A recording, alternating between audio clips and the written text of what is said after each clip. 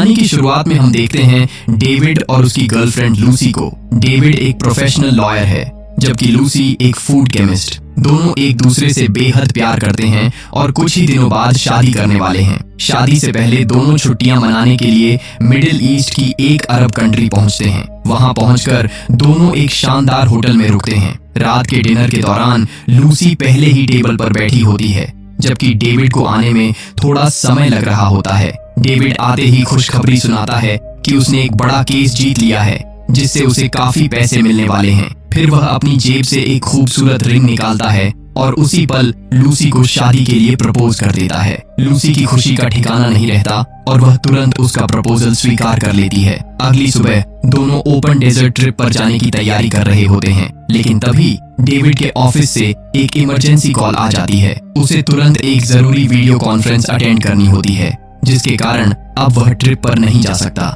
यह सुनकर लूसी का मूड पूरी तरह खराब हो जाता है। उसे लगता है कि डेविड हमेशा अपने काम को ही सबसे ज्यादा महत्व देता है। डेविड उसे समझाता है कि वह अकेले ही ट्रिप पर चली जाए, लेकिन लूसी नाराज होकर बिना कुछ बोले अकेले निकल पड़ती है। ट्रिप वाली जगह पहुंचने पर लूसी की मुलाकात एक बार फिर बेन से होती है। दोनों थोड़ी देर बातें करते हैं। तभी बेन बताता है कि वह यहाँ से करीब 30 मील दूर एक मशहूर पहाड़ पर ट्रैकिंग करने जा रहा है और अगर चाहे तो लूसी भी उसके साथ चल सकती है। पहले तो लूसी इस ऑफर को मना कर देती है और अपनी गाड़ी में जाकर बैठ जाती है, लेकिन कुछ देर सोचने के बाद वह अपना फैसला बदल देती है। बेन उसकी तरफ आता है और उसे गाड़ी चलाने के लिए कहता है। साथ ही बताता है कि कुछ दूर जाने के बाद वह ड्राइविंग संभाल लेगा, क्योंकि अभी उसे थोड़ी नींद लेनी है। लूसी एक शर्त रखती है कि उसे अगले दिन शाम 4 बजे तक हर हाल में होटल वापस पहुंचना है। बेन भी इस बात पर हामी भर देता है और दोनों उस सुनसान रेगिस्तान की तरफ निकल पड़ते हैं। काफी देर तक लगातार रेगिस्तान में सफर करने के बाद आखिरकार दोनों उस ऊंचे पहाड़ तक पहुंच जाते हैं। वहां से चारों तरफ फैला हुआ रेगिस्तान साफ दिखाई देता है। इतना खूबसूरत नजारा देखकर लूसी बेहद खुश हो जाती है और उस पल को खुलकर महसूस करने लगती है। दूसरी तरफ होटल में डेविड अपनी ऑनलाइन मीटिंग के लिए पूरी तरह तैयार बैठा होता है, लेकिन तभी उसके पास कॉल आता है और उसे पता चलता है कि बोर्ड मेंबर्स उसके बिना ही फैसला ले चुके हैं। यानी जिस मीटिंग के लिए उसने अपनी छुट्टियां खराब की थीं, अब उसकी कोई जरूरत ही नहीं रही। यह बात डेविड को अंदर तक परेशान कर देती है। उसे एहसास होता है कि उसने अपने काम के लिए लूसी का दिल दुखाया, लेकिन बदले में उसे कुछ भी हासिल नहीं हुआ। इधर रात होने तक बेन और लूसी उसी पहाड़ पर रुकने का फैसला करते हैं। दोनों आग के पास बैठकर एक दूसरे से बातें करते हैं। लूसी पूछती है कि वह क्या काम करता है। इस पर बेन मुस्कुराते हुए कहता है कि वह कोई खास नौकरी नहीं करता, बस घूमते हुए जिंदगी का मजा ले रहा है। बातों बातों में दोनों काफी करीब आने लगते हैं। लूसी अपने कैमरे से वीडियो रिकॉर्ड करती है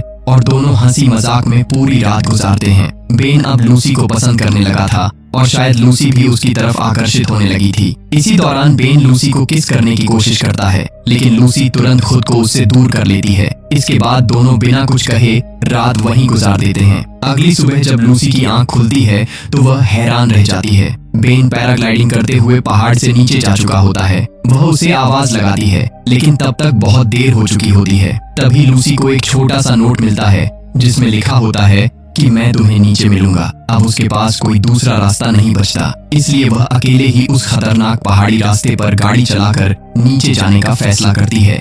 लूसी बड़ी मुश्किल से उस खतरनाक रास्ते पर गाड़ी चलाते हुए नीचे पहुंचती है, जहां बेन उसका इंतजार कर रहा होता है। नीचे पहुंचते ही लूसी गुस्से में उस पर चिल्लाने लगती है। उसका कहना था कि बेन की वजह से उसे बेवजह इतनी बड़ी मुसीबत झेलनी पड़ी और अब होटल लौटने में भी काफी देर हो चुकी है। दोनों बिना बहस बढ़ाए वापस लौटने का फैसला करते हैं। रास्ते में बेन गाड़ी चलाते हुए म्यूजिक सुन रहा होता है, लेकिन लूसी को वह म्यूजिक बिल्कुल पसंद नहीं आता। परेशान होकर वह कैसेट निकालकर बाहर फेंक देती है। बेन तुरंत गाड़ी रोकता है और उसे उठाने वापस चला जाता है, लेकिन इसी एक गलती की वजह से गाड़ी के टायर रेत में धंस जाते हैं। बेन पूरी कोशिश करता है, मगर जितना एक्सीलरेटर दबाता है गाड़ी उतनी ही ज्यादा रेत में फंसती चली जाती है। अब चारों तरफ सिर्फ तपता हुआ रेगिस्तान था और उनके पास पानी भी बहुत कम बचा था। लूसी घबराकर कोई दूसरा रास्ता पूछती है। तब बेन बताता है कि दिन में निकलना खुदकुशी जैसा होगा, इसलिए उन्हें रात होने का इंतजार करना पड़ेगा क्योंकि ठंडी हवाओं में चलना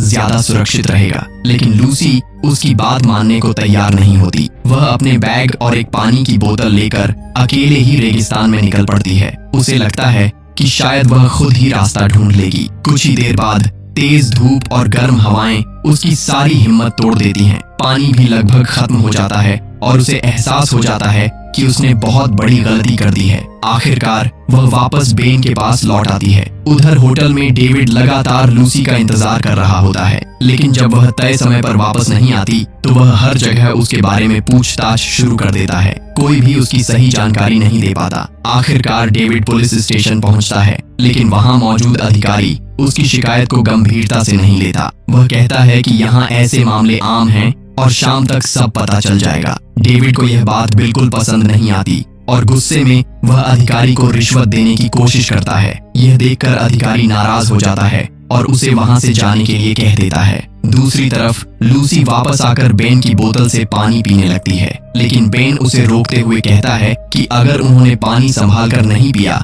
तो आगे चलकर उनकी मुश्किल और बढ़ जाएगी। अब लूसी भी मान जाती है कि बेन सही कह रहा था। तभी बेन अपनी जेब से एक मैप निकालता है। वह बताता है कि पहले उसे लग रहा था कि सड़क 30 मील दूर है, लेकिन इस मैप के मुताबिक एक दूसरा रास्ता भी है जहां से सिर्फ 12 मील चलकर सड़क तक पहुंचा जा सकता है। शाम होते ही दोनों अपना सफर शुरू कर देते हैं। चारों तरफ गहरा सन्नाटा था और उनके कदम धीरे धीरे रेगिस्तान की रेत पर आगे बढ़ रहे थे। कई घंटे चलने के बाद लूसी पूरी तरह थक जाती है और वहीं बैठने की जिद करने लगती है। बेन उसे समझाता है कि उन्हें रुकना नहीं चाहिए क्योंकि जल्द ही यहाँ रेत का तूफान आ सकता है, लेकिन इससे पहले कि दोनों आगे बढ़ पाते अचानक तेज हवाएं चलने लगती हैं और देखते ही देखते पूरा रेगिस्तान रेत के भयंकर तूफान में बदल जाता है। हवा इतनी तेज थी कि खड़ा रहना भी मुश्किल हो गया। दोनों पूरी ताकत लगाकर आगे बढ़ने की कोशिश करते हैं, लेकिन लूसी एक कदम भी आगे नहीं बढ़ा पाती। मजबूर होकर बेन उसे पकड़कर जमीन पर लिटा देता है ताकि दोनों खुद को बचा सकें। उधर डेविड को एक फोन आता है। इस बार उसे लूसी की आखिरी लोकेशन का पता चल जाता है। अब उसे उम्मीद थी कि शायद वह जल्द ही लूसी तक पहुंच जाएगा। सुबह जब दोनों की आंख खुलती है तो वे खुद को रेत में आधा दबा हुआ पाते हैं। किसी तरह बाहर निकलकर जब वे आगे देखते हैं तो दूर सड़क पर चलती हुई गाड़ियां दिखाई देती हैं। इतने दिनों बाद सड़क देखकर दोनों के चेहरे पर पहली बार मुस्कान लौट आती है। खुशी से लूसी दौड़कर बेन को गले लगा लेती है। उसे लगता है कि अब उनकी सारी परेशानियां खत्म होने वाली हैं। दोनों बिना समय गंवाए सड़क की तरफ भागने लगते हैं, लेकिन कुछ ही दूर पहुंचते ही उनकी उम्मीद एक बार फिर टूट जाती है। उनके सामने एक बेहद गहरी और चौड़ी खाई थी जिसने सड़क तक पहुंचने का रास्ता पूरी तरह रोक दिया था। लूसी नीचे उतरकर खाई पार करने की बात करती है, लेकिन बेन कहता है कि वे दोनों अब बहुत ज्यादा थक चुके हैं, इसलिए पहले थोड़ा आराम करना बेहतर होगा, फिर आगे का फैसला करेंगे। इसी बीच डेविड लूसी की आखिरी लोकेशन पर पहुंच जाता है। वहां उसकी मुलाकात उसी बुजुर्ग आदमी से होती है जिसने पहले बेन को पेट्रोल दिया था। फोटो देखते ही वह लूसी को पहचान लेता है और बताता है कि लूसी और बेन यहीं से रेगिस्तान की तरफ गए थे। डेविड उस बुजुर्ग से उन्हें वहां तक पहुंचाने की विनती करता है, बदले में पैसे देने की बात भी कहता है। बुजुर्ग तैयार हो जाता है और अपने 2 आदमियों को डेविड के साथ भेज देता है। अब डेविड पूरी उम्मीद के साथ लूसी की तलाश में आगे बढ़ जाता है। दूसरी तरफ बेन और लूसी एक बड़े पत्थर की छांव में आराम कर रहे होते हैं। कुछ देर बाद बेन अपना पैराशूट निकालकर तैयार करने लगता है, लेकिन लूसी डर जाती है। उसे लगता है कि पैराशूट से कूदना बहुत खतरनाक होगा और शायद वे नीचे उतरकर भी रास्ता पार कर सकते हैं। बेन उसकी बात मान लेता है। इसके बाद दोनों सावधानी से खाई की ढलान से नीचे उतरना शुरू करते हैं, लेकिन उन्हें बिल्कुल अंदाजा नहीं था कि आगे उनका हर कदम उनकी जिंदगी की सबसे बड़ी परीक्षा बनने वाला है। ढलान से नीचे उतरते समय लूसी का पैर बार बार फिसलने लगता है। उसे बचाने के लिए बेन ऊपर की तरफ चढ़कर उसका पैर पकड़ लेता है, लेकिन तभी अचानक बेन का अपना बैलेंस बिगड़ जाता है और वह नीचे गिर पड़ता है। उसी के साथ लूसी भी फिसलकर नीचे जा गिरती है। लूसी की आंख खुलती है तो वह खुद को ढलान के किनारे पड़ा हुआ पाती है। तभी उसे बेन की आवाज सुनाई देती है। वह देखती है कि बेन एक चट्टान से लटका हुआ है। बिना देर किए लूसी उसकी तरफ हाथ बढ़ाती है और पूरी ताकत लगाकर उसे ऊपर खींच लेती है, लेकिन ऊपर ऊपर आते ही उसे पता चलता है कि बेन बुरी तरह घायल हो चुका है। उसके पैर में गहरी चोट लगी थी और एक पत्थर जख्म के अंदर फंस गया था। अब उसके लिए एक कदम चलना भी लगभग नामुमकिन हो चुका था। उधर डेविड उसी पहाड़ पर पहुंच जाता है जहां बेन और लूसी ने रात बिताई थी। वहां उसे लूसी का कैमरा मिल जाता है। कैमरे में रिकॉर्ड हुई वीडियो देखकर उसे लगता है कि लूसी अब बेन के साथ खुश है और शायद उसे उसकी कोई परवाह नहीं रही। गुस्से और टूटे हुए दिल के साथ डेविड वापस लौटने का फैसला कर लेता है। दूसरी तरफ बेन समझ चुका था कि अब वह आगे नहीं बढ़ पाएगा, इसलिए वह लूसी से कहता है कि वह ऊपर जाकर पैराशूट ले आए और अकेले ही उड़कर मदद ढूंढने की कोशिश करे। लूसी के सामने अब कोई दूसरा रास्ता नहीं बचा था। वह हिम्मत जुटाकर ऊपर पहुंचती है और पैराशूट उड़ाने की कोशिश करती है। पहली कोशिश नाकाम रहती है, दूसरी भी सफल नहीं होती, लेकिन कई कोशिशों के बाद आखिरकार पैराशूट हवा पकड़ लेता है। नीचे खड़ा बेन उसे उड़ते हुए देखकर मुस्कुरा देता है, लेकिन यह खुशी ज्यादा देर टिक नहीं पाती। तेज हवा के कारण पैराशूट का बैलेंस बिगड़ जाता है और लूसी सीधे एक चट्टान से टकराकर नीचे गिर जाती है। कुछ समय बाद जब उसे होश आता है तो उसे पास ही पानी दिखाई देता है। कई दिनों की प्यास के बाद वह जी भरकर पानी पीती है। तभी उसकी नजर एक छोटी लड़की पर पड़ती है। लूसी उससे मदद मांगने की कोशिश करती है और वह लड़की उसे अपने कबीले के लोगों के पास ले जाती है। कबीले तक पहुंचते पहुंचते लूसी बेहोश हो जाती है। जब उसे होश आता है तो वह उन लोगों की मदद मांगती है। कबीले वाले उसकी बात समझ जाते हैं और उसके साथ बेन को बचाने के लिए निकल पड़ते हैं। कुछ देर बाद वे बेन तक पहुंच जाते हैं और उसे सुरक्षित कबीले में ले आते हैं। रात में जब बेन को होश आता है तो वह खुद को सुरक्षित देखकर राहत की सांस लेता है। लूसी उसके पास ही बैठी होती है और अब दोनों पहले से कहीं ज्यादा करीब आ चुके होते हैं। अगली सुबह कबीले के लोग उनका स्वागत करते हैं। तभी एक लड़की लूसी की तारीफ करते हुए कहती है कि वह बहुत बहादुर और खूबसूरत है, लेकिन उनकी यह राहत ज्यादा देर तक नहीं टिकती। उधर डेविड के साथ आए वही दो आदमी बेन और लूसी को ढूंढते हुए कबीले तक पहुंच जाते हैं। वे दोनों को अपनी गाड़ी में बैठाकर वापस चलने का नाटक करते हैं, लेकिन डेविड कहीं दिखाई नहीं देता क्योंकि उन्होंने उसे पहले ही बेहोश करके गाड़ी की डिक्की में बंद कर रखा था। रास्ते में वे कहते हैं कि अगर बेन चाहे तो पहले अपनी फंसी हुई गाड़ी देख सकता है। बेन और लूसी उनकी बात पर भरोसा कर लेते हैं, लेकिन जैसे ही वे उस जगह पहुंचते हैं दोनों आदमी उन पर बंदूक तान देते हैं और घुटनों के बल बैठने का आदेश देते हैं। असल में वे दोनों बेन और डेविड का सौदा करने वाले थे।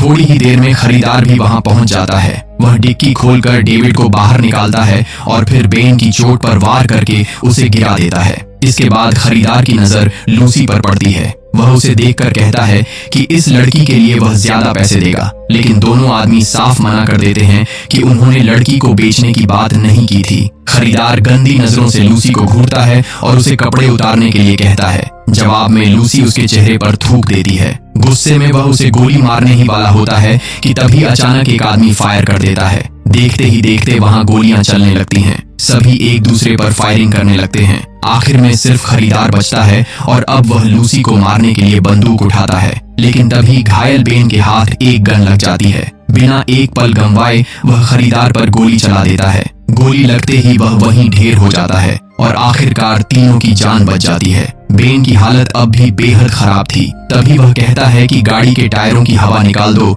गाड़ी आसानी से बाहर आ जाएगी। यह सुनकर डेविड हैरान रह जाता है। वह पूछता है कि अगर तुम्हें यह तरीका पहले से पता था तो तुमने शुरुआत में ऐसा क्यों नहीं किया। लूसी भी वही सवाल करती है। कुछ पल चुप रहने के बाद बेन सच बता देता है। वह कहता है कि उसे शुरू से पता था कि टायरों की हवा निकालने से गाड़ी निकल जाएगी, लेकिन उसने जानबूझकर ऐसा नहीं किया क्योंकि वह लूसी के साथ थोड़ा और वक्त बिताना चाहता था। यह सुनकर लूसी कुछ पल के लिए बिल्कुल खामोश हो जाती है। फिर वह खुद गाड़ी के टायरों की हवा निकालती है और इस बार गाड़ी आसानी से रेत से बाहर निकल आती है। आखिरकार डेविड, लूसी और बेन तीनों उसी गाड़ी में बैठकर वहां से निकल जाते हैं। कई दिनों तक मौत से लड़ने के बाद उनकी यह खतरनाक यात्रा आखिरकार खत्म हो जाती है। अगर आपको भी इस रेगिस्तान की सर्वाइवल जर्नी ने आखिरी तक बांधे रखा तो वीडियो को लाइक जरूर करें। चैनल पर नए हैं तो सब्सक्राइब करना बिल्कुल मत भूलिए, क्योंकि ऐसी ही शानदार मूवी एक्सप्लेनेशन वीडियो मैं आपके लिए लेकर आता रहता हूँ। मिलते हैं अगली वीडियो में, तब तक के लिए अपना ख्याल रखिए। इस वीडियो को लाइक करें, हमारे चैनल को सब्सक्राइब कर बेल आइकन जरूर प्रेस करें।